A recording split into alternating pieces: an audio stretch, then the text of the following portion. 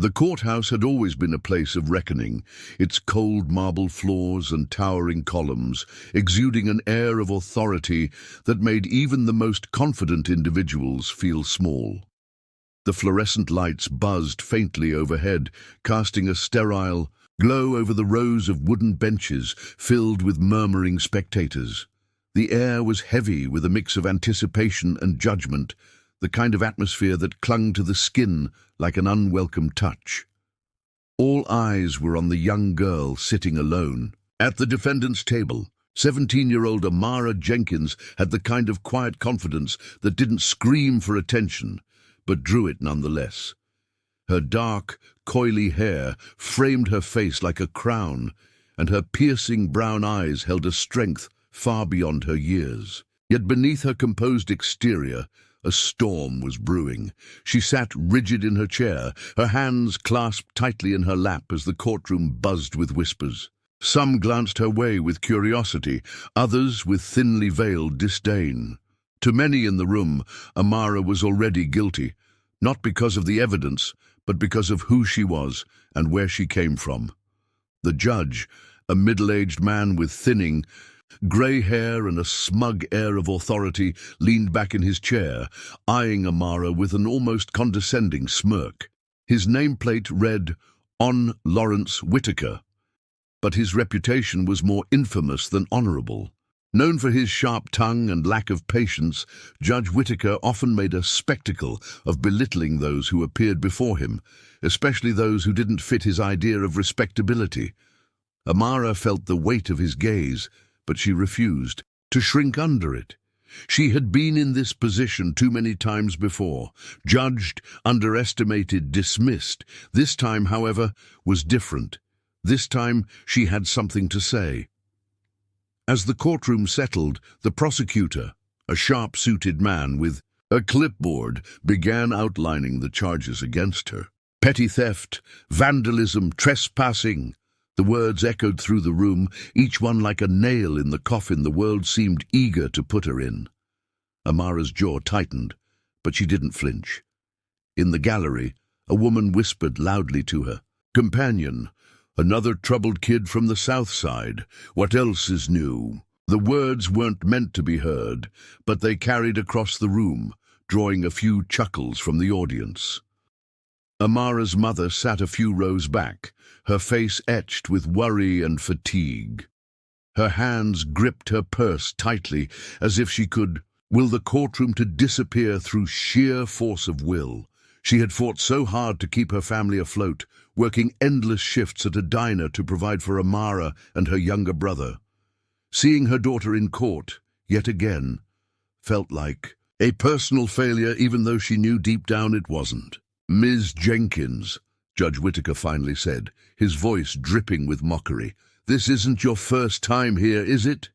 The courtroom fell silent as Amara looked up at him. She met his gaze with a calm defiance that caught him off guard. "If only for a moment." "No, Your Honor," she replied evenly. The judge chuckled, shaking his head as he flipped through the paperwork in front of him. "It seems you've made quite a habit of finding yourself in trouble. Care to explain why you think the rules don't apply to you?" The question hung in the air, and for a moment, Amara didn't answer. She could feel the weight of everyone's eyes on her, the judgment, the skepticism, the disbelief that someone like her could be anything more than what the charges suggested. But what none of them knew, what none of them could even begin to guess, was the truth Amara was carrying. A truth that could turn their sneers into gasps, their laughter into silence. She wasn't just some kid from the South Side. She wasn't the petty criminal they believed her to be. She was so much more than that. Amara took a deep breath, her hands unclasping as she prepared to speak. The words were right there, sitting on the tip of her tongue, waiting to shatter the room like glass. But before she could say anything, the door at the back of the courtroom creaked open, and a man in a dark suit walked in. He moved with purpose, his face stern, his eyes scanning the room until they landed on Amara. The murmurs started again, louder this time, as people craned their necks to get a better look. Even the judge seemed momentarily thrown off, his smirk faltering as he watched the man approach. "Your Honor," the man said, his voice steady and commanding, "I need a moment of the court's time." Amara's heart raced as she recognized him. She hadn't expected him to come, not here, not now, but his presence changed everything. Judge Whitaker raised an eyebrow, clearly annoyed by the interruption. "And who might you be?" The man reached into his pocket, pulling out a badge and holding it up for the courtroom to see. "Special Agent Michael Carter, FBI." The room erupted into chaos. Spectators gasped, whispers turned to shouts, and even the judge seemed momentarily at a loss for words. Amara's mother clutched her purse tighter, her knuckles white. The prosecutor looked flustered, flipping through his notes as if they might contain answers to questions he hadn't even asked yet. But Amara didn't move. She sat perfectly still, her eyes locked on Agent Carter as a wave of emotions crashed over her: fear, hope, and the faintest flicker of relief. "Agent Carter," the judge said, his tone icy, "this is highly irregular. What business does the FBI have in my courtroom?" Agent Carter glanced at Amara, then back at the judge. "I'm here because Ms. Jenkins is not who you think she is." The judge scoffed, leaning back in his chair. "Oh, and who exactly is she?" Agent Carter didn't answer immediately. Instead, he stepped closer to the defendant's table, his presence towering and unshakable. He placed a hand on Amara's shoulder, a gesture of both reassurance and solidarity. "She's one of us," he said simply. The room fell deathly silent. Amara's breath caught in her throat, her heart pounding so loudly she thought everyone could hear it. The words hung in the air, their weight impossible to ignore, and just like that, the truth she had been holding on to, the truth that could change everything, was no longer hers alone. The courtroom's chaotic murmurs swirled around Amara like a storm, but inside, she felt numb. Agent Carter's words hung in the air. "She's one of us." For 17 years, Amara had carried her truth alone, protecting it like a fragile secret. Now, with a single sentence, it was no longer hers to hold. Judge Whitaker cleared his throat loudly, his face a storm of irritation and disbelief. "Agent Carter, I don't appreciate theatrics in my courtroom. If Ms. Jenkins is involved in some federal matter, I suggest you explain yourself, quickly." Agent Carter's gaze didn't waver. "Your Honor, I understand your frustration, but this situation is sensitive. I'd prefer to discuss certain details in chambers." "Out of the question," the judge snapped, his voice echoing off the walls. "This is my courtroom, and I won't allow it to turn into a circus. If Ms. Jenkins has some miraculous defense, let's hear it here and now."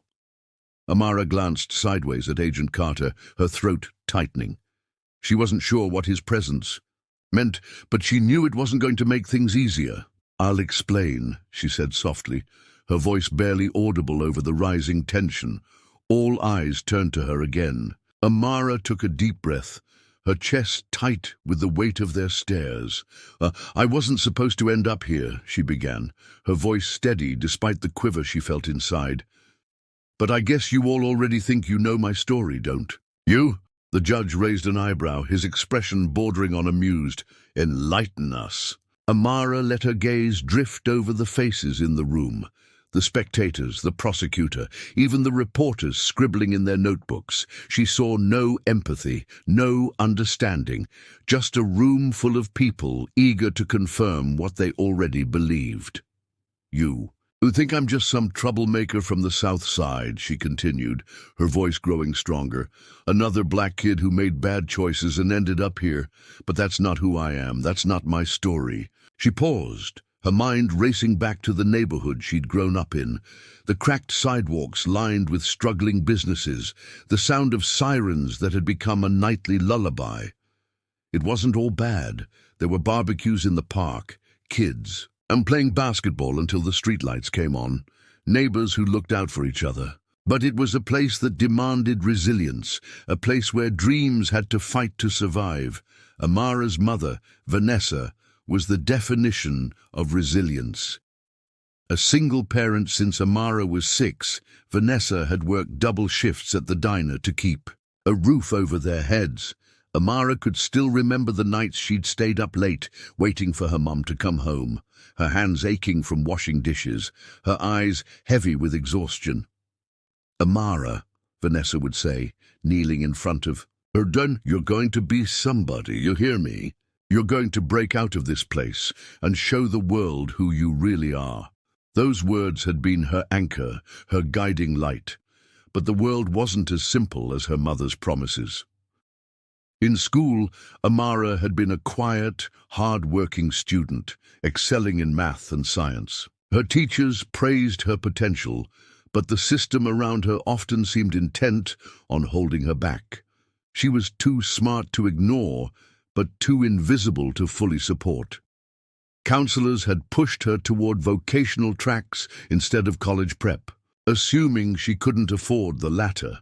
Opportunities felt like doors half opened, only to slam shut when she got too close.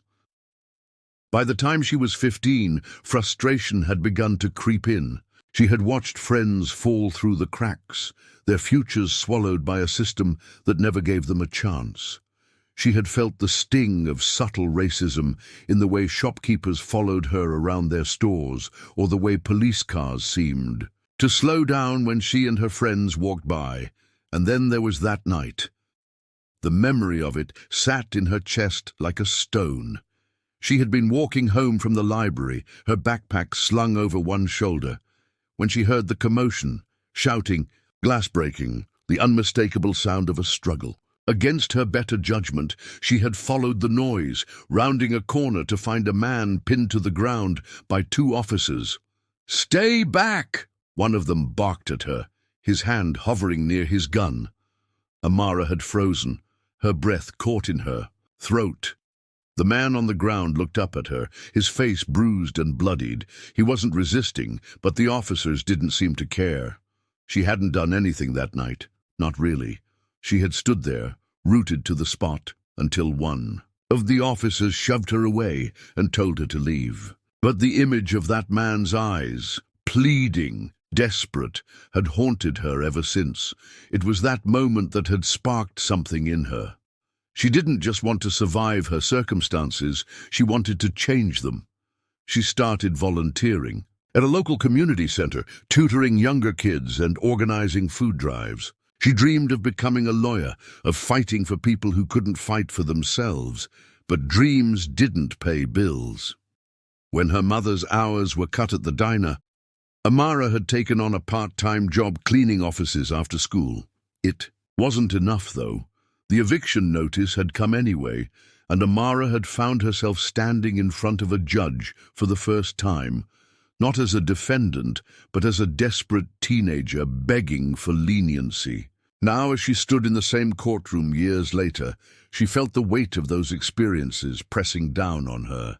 Agent Carter cleared his throat, snapping her back to the present. "Your Honor, with all due respect, Ms. Jenkins is not the person you think she is. She's been working with us on a classified matter for the past year." Judge Whitaker leaned forward, his eyes narrowing. "Classified, you say? And what exactly does that have to do with her current charges?"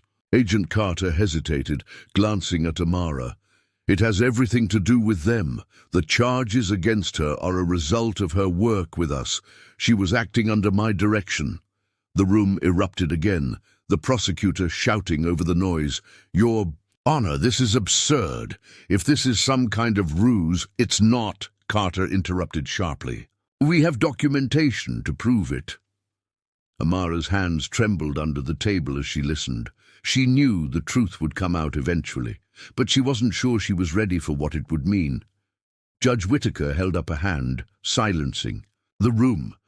"I'll allow a recess to review this so-called documentation.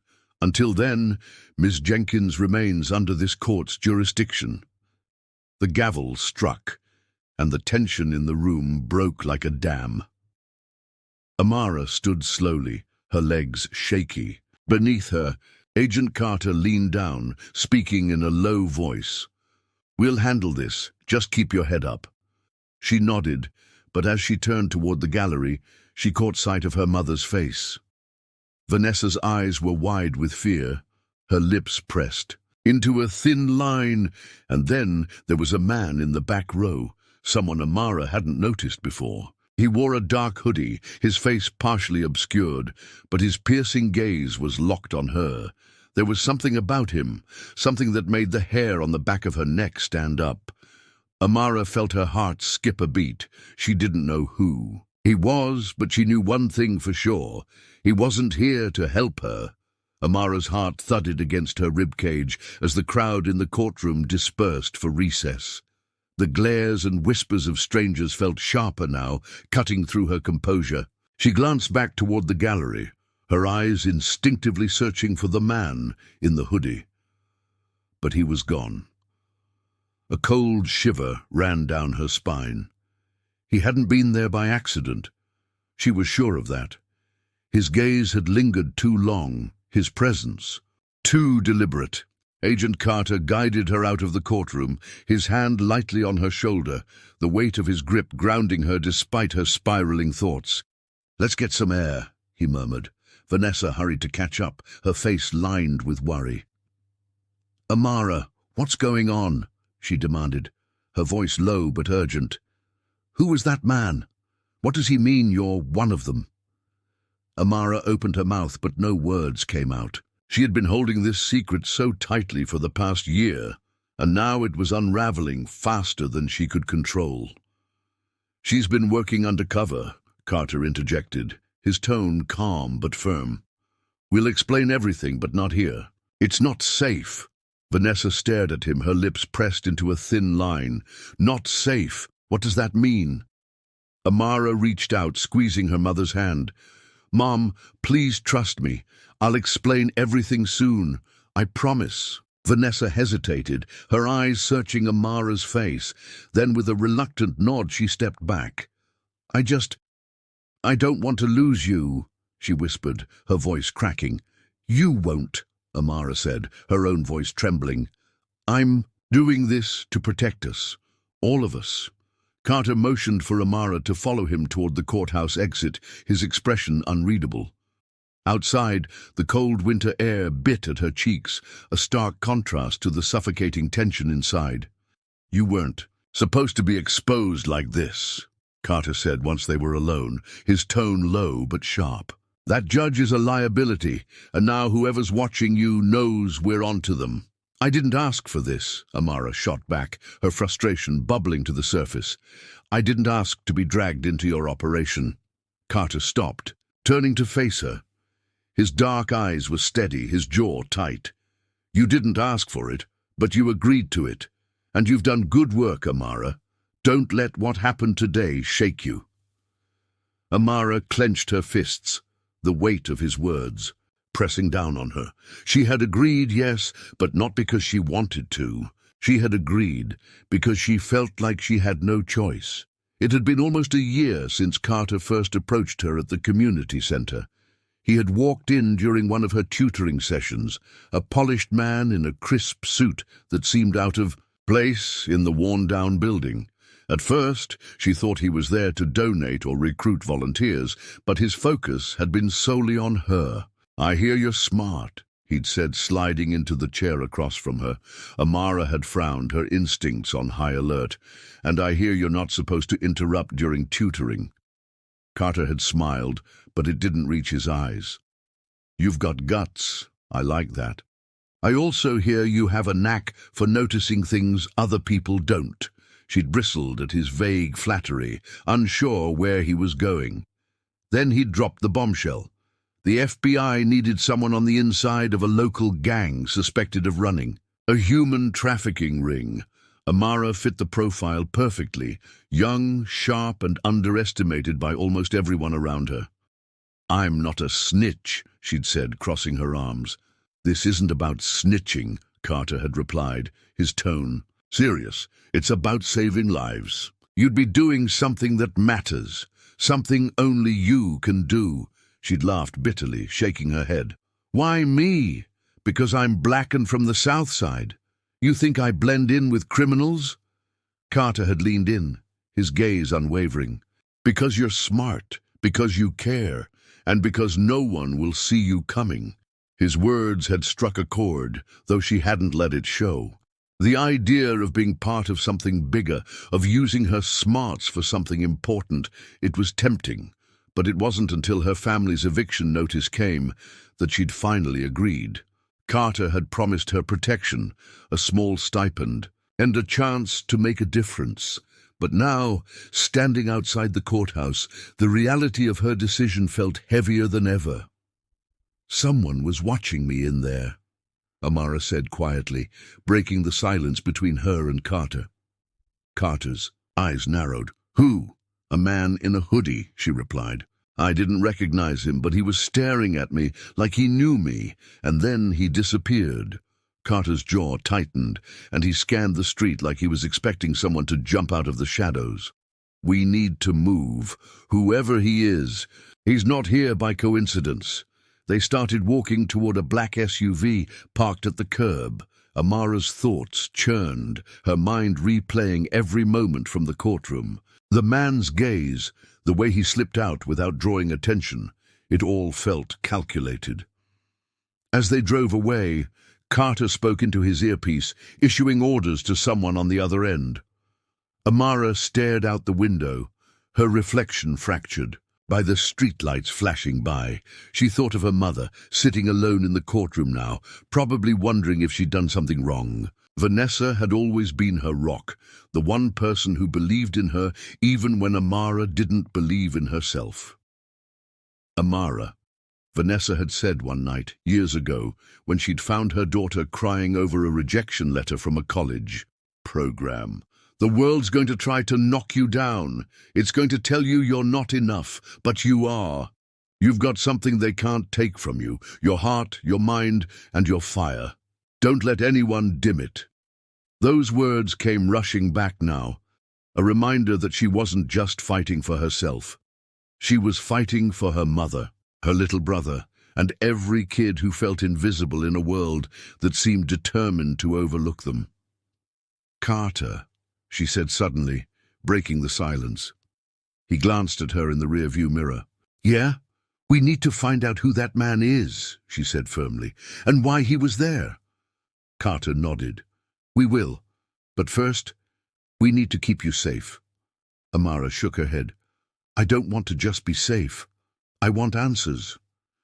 Carter's lips pressed into a thin line, but he didn't argue. Instead, he picked up his phone and started making calls. Hours later, they arrived at a safe house, a modest apartment tucked away in a quiet part of the city. Carter handed her a burner phone and told her to stay put while he followed up on leads. Amara paced the small living room, her mind racing. She hated feeling like a pawn in someone else's game. She wanted to take control, to confront whoever was behind the threats and the stares. Her thoughts were interrupted by a knock at the door. She froze, her heart pounding. Carter had said no one else knew about this place. Slowly, she approached the door, her hand hovering over the lock. Who is it? She called out, her voice steady despite the fear creeping in. It's me, came a familiar voice. Amara's breath caught. She unlocked the door and opened it to find her little brother, Malik, standing there with a backpack slung over his shoulder. Malik, what are you doing here? She asked, pulling him inside and locking the door behind. Him. I overheard Mom talking, he said, his voice quiet but urgent. She's scared, Amara. She doesn't know what's going on, and neither do I. But I'm not staying at home, waiting for something bad to happen. I want to help. Amara stared at him, her emotions a tangled mess. Malik was only 13, but there was a determination in his eyes that reminded her of their mother. You shouldn't be here, she said softly. It's not safe. Neither is home, he shot back. But at least here I can be with you. Before she could respond, her burner phone buzzed on the table. She picked it up, her heart sinking as she saw the text message. You can run, but you can't hide. Amara's grip tightened on the phone, her pulse racing. She didn't know who had sent the message. But one thing was clear. This was far from over. The air inside the safe house grew colder with every passing minute, but it wasn't the draft that made Amara's skin prickle. It was the message on her phone. The bold words burned into her brain like a brand. You can run, but you can't hide. Her grip on the phone tightened as she stared at the screen, her mind spinning. Whoever sent the message knew where she was, or at least wanted her to think they did. Malik stood a few feet away, his face pale but determined. "What's it say?" he asked, his voice barely above a whisper. "Nothing," Amara lied, sliding the phone into her pocket. "It's just Carter checking in." Malik raised an eyebrow, unconvinced. "I'm not a kid, Amara. Don't treat me like one." Amara sighed, running a hand through her curls. "You shouldn't have come here," she said, her voice softer now. "This isn't a game, Malik. It's dangerous." "I know," he shot back, "but you're my sister. If you're in danger, I'm not just going to sit at home and pretend everything's fine." The fierce loyalty in his voice made her chest tighten. Malik had always looked up to her, always believed she could do anything. The thought of him getting hurt because of her decisions was unbearable. Before she could respond, the burner phone buzzed again. This time, the message was even more chilling. "We're closer than you think." Amara's blood ran cold. Her hand instinctively went to her back pocket, where the small knife Carter had given her was tucked away. She turned to Malik, her voice low and urgent. "We need to leave. Now." As they stepped outside, the night felt eerily still. The streetlights flickered, casting long shadows across the cracked pavement. Amara scanned the area, her instincts on high alert. "Where are we going?" Malik asked, his voice shaking slightly. "To Carter," she replied. "He'll know what to do." They moved quickly, sticking to the shadows as they navigated the quiet streets. Amara's heart pounded in her ears, every rustle of leaves or distant sound of footsteps sending her nerves into overdrive. Halfway down the block, she spotted a black car parked at the corner. It was sleek and unfamiliar, its windows tinted so dark she couldn't see inside. Her stomach churned with unease. "Stay." "Close," she whispered to Malik, pulling him closer to her side. As they passed the car, the engine roared to life. The headlights flooded the street, blinding them for a moment. "Run!" Amara yelled, grabbing Malik's arm and sprinting toward the nearest alley. The car screeched forward, its tires skidding on the asphalt. Adrenaline surged through Amara's veins as she and Malik darted between dumpsters and piles of trash, the sound of the engine growing louder behind them. "Over here!" Malik shouted, pointing to a narrow passageway between two buildings.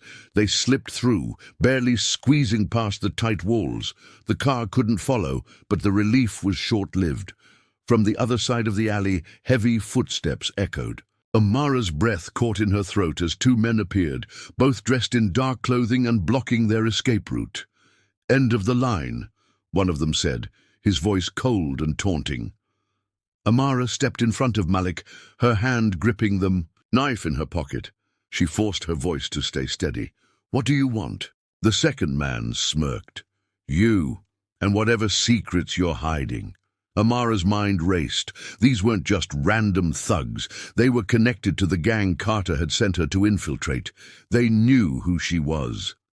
"Let my brother go," she demanded. "He has nothing to do with this." The first man chuckled, shaking his head.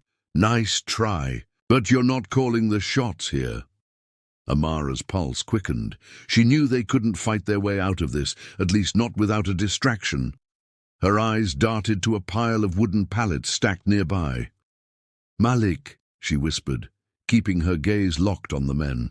"When I say go, you run as fast as you can. Don't stop until you're somewhere safe. But promise me," she hissed, her voice sharp. Malik hesitated, then nodded. "Okay." Amara took a deep breath, her fingers brushing against the edge of the knife. "Go!" She hurled the knife toward the pallets, striking just enough to knock them over. The loud crash startled the men, giving Amara and Malik a split second to dart past them. They sprinted through the alley, the men shouting behind them. Amara's lungs burned, but she didn't dare slow down. Malik kept pace beside her, his face set with determination. Finally, they burst onto a main road, the glow of streetlights and passing cars offering a brief sense of safety. "This way," Amara said, pulling Malik toward a nearby diner. Inside the diner, the fluorescent lights felt harsh after the darkness outside. The few patrons barely glanced up as they slipped into a booth near the back. Amara's hands trembled as she dialed Carter's number on the burner phone. "Amara," he answered, his voice tense. "They found us?" she said, her voice barely. Above a whisper, "Two men, they chased us through the alley. Are you safe now?" "For the moment," she replied, glancing toward the door. "I'll send someone to pick you up," Carter said. "Stay put and don't talk to anyone." The line went dead. Amara set the phone down, her heart still racing. "What now?" Malik asked, his voice shaky. "We wait," she said, though the words felt hollow. Waiting felt like the worst thing they could do. The minutes dragged on, each one heavier than the last. Amara kept her eyes on the door, her nerves stretched to their breaking point. Then a man walked in. He was tall, with a shaved head and a scar running down his cheek. His eyes scanned the diner, landing on their booth. Amara's stomach dropped. She recognized him. He was one of the gang leaders she'd been gathering intel on. "Malik," she said quietly, her voice trembling. "Get under the table. Now." Malik hesitated, fear flickering across his face. "Do it," she urged. He slid under the table just as the man approached. "Well, well," the man said, his voice smooth but menacing. "Fancy seeing you here, Amara." She forced herself to meet his gaze, her fists clenched under the table. "I don't know what you're talking about." The man chuckled, shaking his head. "Oh, I think you do. You've been sticking your nose where it doesn't belong, and now it's time to pay the price." Amara's mind raced. She had no weapon, no backup, only her wits, and the hope that Carter's team would arrive soon. "I'm just a student," she said, trying to sound calm. "You've got the wrong person." The man leaned closer, his voice dropping to a whisper. "Save it. We know who you are, and we know what you've been doing. But don't worry, your little operation ends tonight." Before Amara could respond, the door to the diner swung open again. Carter stormed in, his presence commanding and unyielding. Behind him were two other agents, their hands hovering near their holsters. The man straightened, his confident smirk faltering. "Step away from her," Carter ordered, his voice cold and authoritative. The tension in the diner was palpable as the two men locked eyes. For a moment it felt like time had frozen, the air thick with unspoken threats. Then, without warning, the man lunged. Chaos erupted. Tables overturned, patrons screamed, and Amara grabbed Malik, pulling him out of harm's way. Carter and his team moved swiftly, subduing the man with practiced precision. But as they cuffed him, a chilling realization struck Amara. This wasn't over. The man's smirk returned, his eyes glinting with malice as he muttered, "You think this ends with me? You have no idea what you're up against." Amara's blood ran cold. Whatever was coming next, it was bigger than she'd imagined, and it wasn't just her life on the line anymore. The air inside the interrogation room felt heavy, suffocating. Amara sat across from the man they'd apprehended, her fists clenched. Under the table, despite his cuffed hands and bruised face, his smug expression hadn't faltered. Carter stood behind her, arms crossed, his presence a silent show of support. Two agents flanked the doorway, their hands resting on their weapons, ready for any sign of trouble. "So," the man said, leaning back in his chair as if he were the one in control. "What now? You're going to ask me questions I won't answer? Drag this out until I lawyer up?" Amara locked eyes with him, her voice steady but cold. "You seem pretty confident for someone who just got caught." "Caught," he repeated, laughing. "You don't get it, do you? This doesn't And with me, taking me down changes nothing. Maybe not, she shot back, leaning forward. But it's a start. His smirk widened. You think you've won because you've got me in cuffs? You have no idea what you've walked into, little girl. The words cut deep, but Amara refused to let them show. She had been underestimated her whole life, by teachers, peers, even some of her own family. But she wasn't the same girl who used to shrink under the weight of judgment. She'd fought too hard, sacrificed too much, to let this man's arrogance shake her now. Carter placed a hand on her shoulder, grounding her. Amara, he said quietly, there's something you need to see. She turned to him, confused. What is it? Without a word, Carter handed her a folder. The label read, Operation Black Veil. Amara's heart raced as she opened it. Inside were photographs, documents, and transcripts, all pointing to a much larger conspiracy. The gang she'd been investigating wasn't just running drugs or laundering money. They were deeply embedded in the city's institutions, the police force, the courts, even local government. And the man sitting across from her wasn't just a foot soldier. He was a key player, a fixer who ensured the gang's operations ran smoothly by silencing anyone who got too close. But what stopped her cold was the final page. A grainy surveillance photo of a woman, her mother. Amara's breath hitched as she stared at the image. Her mother, who had disappeared when she was just a child, standing next to one of the gang's leaders. "What is this?" she demanded, her voice trembling. Carter hesitated, his usually steady demeanor faltering. "We didn't know how to tell you," he said softly.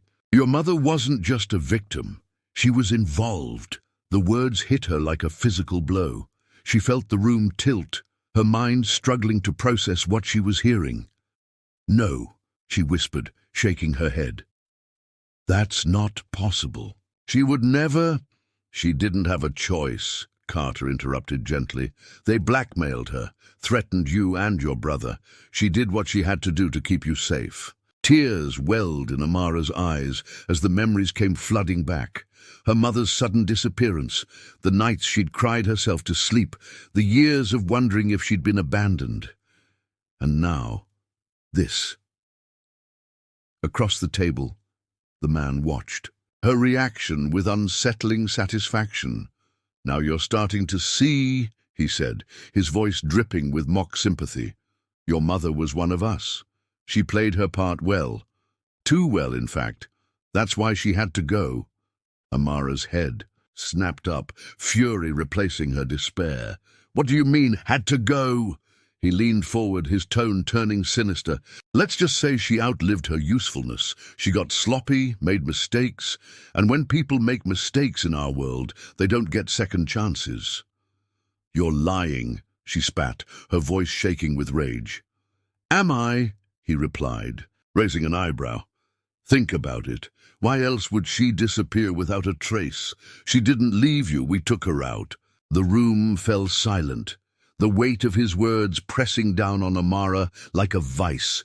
She wanted to scream, to lash out, but she forced herself to stay composed. Losing control was exactly what he wanted. Carter stepped forward, his voice firm. "That's enough. You don't get to manipulate her." But the man wasn't done. "She was a good soldier, your mother, but even the best soldiers fall eventually. And now it's your turn."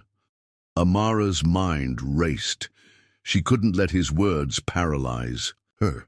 She had a choice to make. Let the pain consume her or use it to fuel her resolve. She thought of Malik, of the life she wanted for him, a life free from fear, free from the shadows of their past. She thought of her mother who had sacrificed everything to protect them, and in that moment, something shifted inside her. "You're wrong," she said, her voice steady and full of conviction. The man's smirk faltered. "Excuse me?" "My mother wasn't weak," she continued, standing up. "She didn't fall, she fought, and so will I." Carter nodded, a small smile playing at the corners of his mouth. "That's my girl." The agents moved to take the man away, but Amara stopped them. "Wait," she said. "I have one more question." She leaned down, locking eyes with the man. "Who gave the order?" For the first time, the man hesitated. The smug confidence that had carried him through the interrogation wavered. "You already know," he said finally, his voice low. Amara's stomach churned as the pieces clicked into place. The photo, the documents, the connections, all of it pointed to one person, the judge. The realization hit her like a freight train. The same judge who had laughed at her in court, who had dismissed her as just another statistic, was the one pulling the strings behind the scenes. She straightened, her resolve hardening. "It's time to take him down." Carter placed a reassuring hand on her shoulder. "We will, together." The following days were a whirlwind of preparation. Amara worked tirelessly with Carter and his team, gathering evidence and planning their next move. The goal wasn't just to expose the judge, it was to dismantle the entire operation. On the day of the sting, Amara found herself back in the courtroom, her heart pounding as she took her seat. The judge sat on the bench, his expression as smug as ever. But this time, Amara wasn't intimidated. She wasn't the same girl who had walked into his courtroom weeks ago. When the moment came, Carter entered the room, flanked by federal agents. "Judge Raymond Harris," Carter announced, his voice echoing through the courtroom. "You're under arrest for conspiracy, corruption, and multiple counts of obstruction of justice." The room erupted into chaos. The judge's face turned ashen as he was escorted out in handcuffs, his protests drowned out by the murmurs of the crowd. Amara watched it all unfold, a mix of relief and vindication washing over her. But the fight wasn't over. There were still loose ends to tie up, still pieces of her past she needed to confront. As she stepped out of the courtroom, Malik was waiting for her. "You did it," he said, pride shining in his eyes. "We did it," she corrected, pulling him into a hug. For the first time in years, she felt a sense of peace, but deep down, she knew this was just the beginning. The courtroom was still buzzing with the shockwaves of Judge Raymond Harris's arrest. Reporters swarmed the hallways, their voices clamoring to capture every detail. But for Amara, the noise faded into the background. She stood at the edge of the crowd, watching as the man who had mocked her, dismissed her, and tried to crush her was led out in handcuffs. The satisfaction she felt wasn't just for herself. It was for every person who had been silenced, ignored, or denied justice under his reign. For Malik, who had nearly lost his future because of the judge's corruption. And for her mother, whose sacrifices had paved the way for this moment. But as the adrenaline of the victory began to ebb, Amara felt the weight of everything that had led her here. The pain, the loss, the relentless fight, it was all still there, etched into her soul. Carter approached her, his expression a mix of pride and concern. "You okay?" he asked softly. She nodded, though her voice wavered. "Yeah, I can't believe it's over." "It's not over," he reminded her gently. "This is just the beginning. What you've done here today will ripple through the system. You've opened the door for real change." Amara glanced at the crowd of reporters and activists who had gathered outside the courthouse. For the first time, she felt the weight of her responsibility, but it no longer scared her. A new chapter. The weeks following the trial were a whirlwind of activity. Judge Harris's arrest had sparked a massive investigation into the corruption that had infiltrated the city's institutions. Dozens of officials were implicated, and reforms were already being discussed to prevent such abuse of power in the future. Amara found herself at the center of it all. Her story had gone viral, and people from all walks of life reached out to thank her for her courage. Community leaders invited her to speak at events, and organizations asked for her input on how to improve the justice system. But amid all the attention, Amara stayed grounded. She knew the fight wasn't about fame or recognition. It was about making sure no one else had to endure what she and Malik had. One evening, she visited Malik at his favorite basketball court. He was shooting hoops with a few friends, his laughter echoing through the air. "Hey, superstar," he called out when he saw her. "Come to show off your skills?" Amara chuckled, shaking her head. "I'll leave the basketball to you. I just wanted to check in." Malik jogged over, his grin fading slightly as he studied her face. "You good?" "I'm getting there," she admitted. "It's been a lot to process." He nodded, his tone serious. "You've done more than enough, Amara. You gave me my life back, and you're giving a lot of other people hope." Her heart swelled with pride, but she also felt a pang of guilt. "I just wish Mom could see this," she said quietly. Malik's expression softened. "She'd be proud of you. I know she would." Facing the past. A few days later, Amara decided it was time to confront the ghosts of her past. She visited the small house where she and Malik had grown up, now abandoned and in disrepair. As she walked through the empty rooms, memories came flooding back. The nights her mother had stayed up late sewing clothes to make ends meet. The afternoons spent helping Malik with his homework. The quiet moments when her mother would hug her and whisper, "You're stronger than you think." In the corner of the living room, she found a small box of old photographs and letters. Among them was a note in her mother's handwriting. "Amara, if you're reading this, it means I couldn't stay. But please know that everything I did was for you and Malik. You have a strength inside you that can change the world. Never let anyone dim your light. Love, Mom." Tears streamed down Amara's face as she clutched the letter. Her mother's sacrifices had been immeasurable, and though she was gone, her love and guidance would always be with them. Consequences and closure.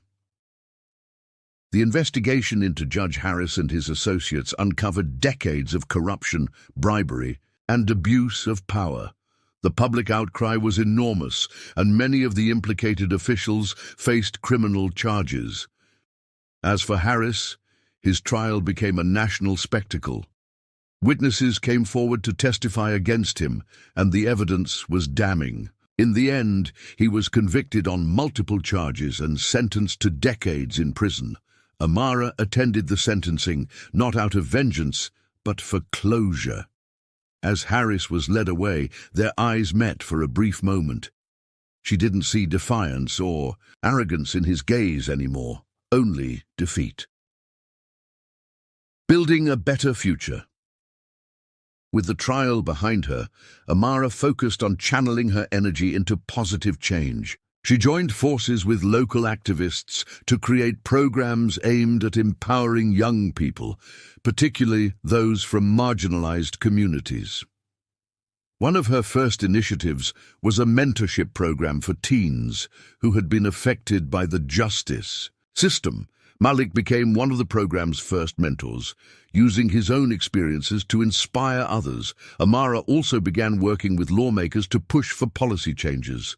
Her testimony before city council meetings became a powerful force for reform, and she was instrumental in passing new laws aimed at increasing transparency and accountability in the justice system.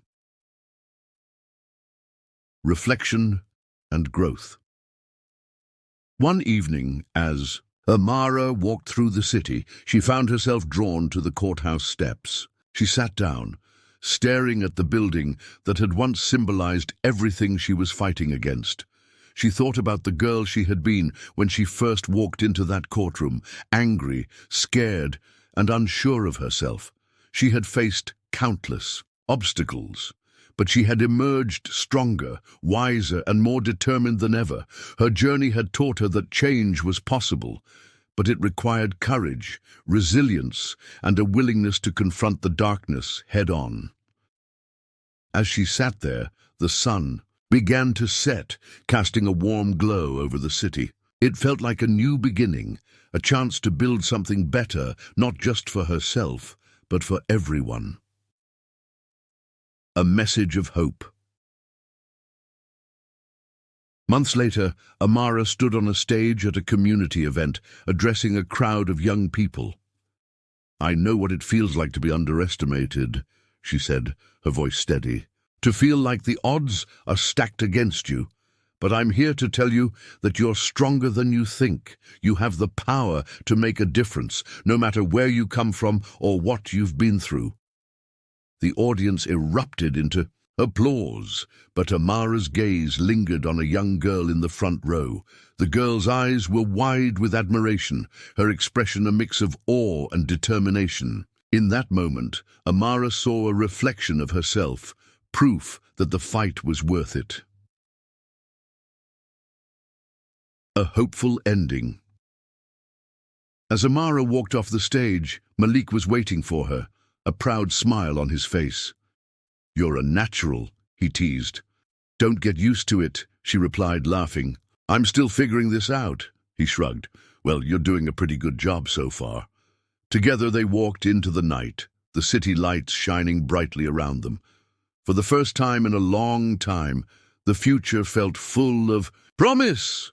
And as Amara looked ahead, she knew that her journey was far from over, but she also knew she wasn't alone, because change didn't happen overnight.